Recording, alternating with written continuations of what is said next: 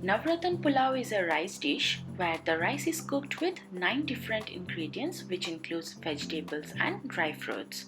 The rice is cooked in aromatic spices, which makes it more flavorful. This pulao recipe is mostly enjoyed during occasions, but you can also enjoy this making at home. This is quite an easy recipe. So without wasting much of your time, let's get started with today's Navratan pulao rice. Hello viewers, I am Shubhashri and welcome back to my channel Jiva. So to start with this, you need to first soak the raw rice. Here I have 350 grams of long grain Basmati rice. The quantity shown here serves 3 hungry people. Wash the rice for 2 to 3 times with clean water. When you make this recipe, make sure you use the long grain Basmati rice. Then soak the rice in water for at least 30 minutes. So till the time the rice gets soaked, we will start frying the vegetables and the dry fruits. Let's now check out what all the 9 ingredients we can use for this recipe. Take a pan and add 1 tablespoon of cooking oil. So here the first ingredient is potato. Here I have half potato cut in cubes. Fry the potatoes until they are slightly golden. If you want the potatoes to cook faster, you can cover the lid and cook it for 2 to 3 minutes. So after cooking it for 2 to 3 minutes on medium flame, you can see that the potatoes are now slightly soft and has turned golden. This is the time when the second ingredient goes into the pan, 1 small carrot cut in cubes. Saute it for a few seconds and again cover the lid and cook it for another 2 to 3 minutes. Do not overcook the vegetables. The vegetables you need here for this recipe should be crunchy. So here the potatoes and the carrots are done. In the same pan, add half tablespoon of oil. And then goes in the third ingredient, cauliflower. Here I have half cup of cauliflower florets. Fry until they are soft and the raw smell of the cauliflower is gone. To cook faster, you can add a splash of water, cover it and cook it for 2 to 3 minutes. And here you can see that the cauliflowers are now half cooked. This is the time when you add in the fourth ingredient, the beans. I have added 1/3 cup of chopped beans. Saute it and then cover it and cook it for about a minute. And here you can see that the beans and cauliflowers are done. Take it off from the pan and transfer it to a plate. Time for the fifth ingredient, the green peas. Here I have 1/3 cup of frozen green peas.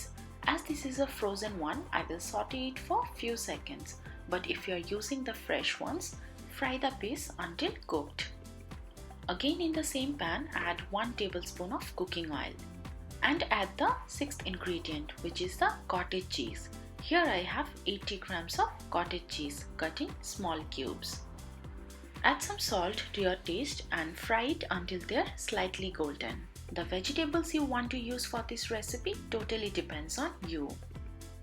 So these are also done frying. I'll now take this off from the pan and transfer it to a plate. Now time to add some dry fruits. In the same pan goes in the 7th ingredient, cashews. Here I have 20 grams of cashews. After frying the cashews for about a minute, add in the 8th ingredient, almonds. Here I have 30 grams of almonds. Again fry this for about a minute or 2. It's now time to add the final and the 9th ingredient, the raisins. Here I have 20 grams of raisins. Fry all of this until they are golden. So here all the 9 ingredients are ready. It's now time to cook the soaked rice. Take a pan and add the soaked rice. Add some more water into the pan if needed. You can also add some oil and salt when you cook this rice, but today in this recipe I am not using any. While cooking rice for this recipe, make sure you do not overcook the rice, and this is really important. Cover the lid of the pan and let it come to a boil. Once it comes to a boil, remove the lid and cook for around 1 or 2 minutes more. So here you can see that the rice is now cooked. This is the time when you turn off the flame and put the rice into a strainer to drain off the excess water. Now into it pour a mug of cold water to stop the cooking process. This will avoid the rice getting overcooked. When you have all the things ready, it's now time to bring all of this together. In a pan, add 2 tablespoons of oil.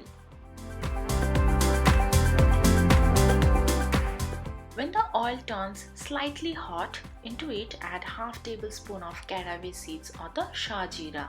Then add 2 bay leaves. Then it's time to add some whole spices into it, which is 2 small broken pieces of cinnamon sticks, 5 cloves, 5 green cardamoms and 5 black peppercorn. Saute the spices until you get the nice aroma of it. Once you get the aroma of the spices, it's now time to add 1 tablespoon of ginger paste. Saute all of this for a few seconds and then cover the lid so that the aroma of this stays into the pan. Now remove the lid and add the cooked rice into it.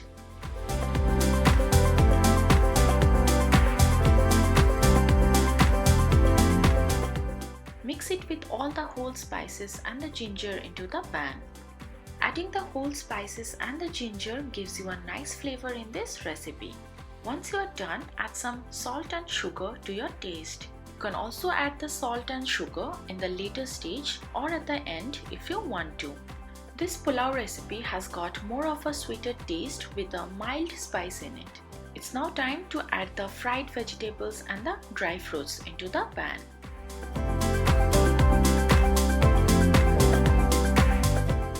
Mix all of this gently. We are almost at the end of this recipe, but there is something more.